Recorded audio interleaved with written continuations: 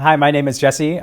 Before Friends in Film, I was working in psychology, and now I'm working as a coordinator and production manager. The most recent one that I'm just about to hop off of is Torrance, which is a new Ben Affleck feature. I'm up for Ghostbusters next, actually, which is pretty exciting. I've worked on different things like Scandal, Godzilla vs. Kong. I worked with Vera Farmiga, John C. Reilly.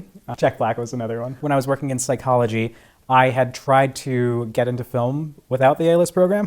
I was volunteering for student films, which is great, but I didn't know what to do from there. I didn't know how to market myself. I didn't know how to make myself stand out on set so that people want to call me back.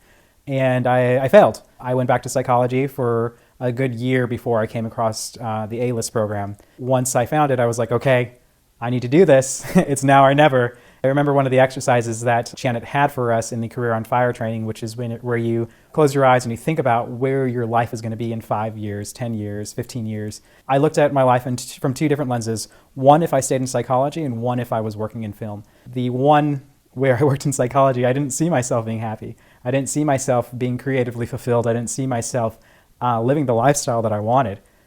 But my life in film, I knew that at that moment that I had to change. And so that's when I decided to join the A-list program. And what it did for me was it gave me those tools so that when I was going on set, when I was working, I was able to stand out and people would call me for work. And I'm in high demand now. I'm turning down jobs. I'm recommending other people for jobs. I'm hiring people. It's crazy. In 2.5 years, this is where I've gotten.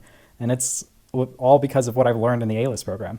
I feel like there's quite a few people, quite a few friends who started to try to get into the industry around when I did. They have been struggling, or at least I've been seeing their posts on Facebook, that they have been struggling to find work. When it comes to like people that I work with in the industry, if they naturally have that get it factor that Janet talks about, they are constantly in demand. They're constantly working. I've worked with production assistants who have been production assistants for like 6 years. It's just so crazy that in 2 years, I'm their boss. They're still trying to move up to the next level, but I think it's what's holding them back is that they don't know about the get it factor. They don't know how to pursue that, how to make themselves stand out.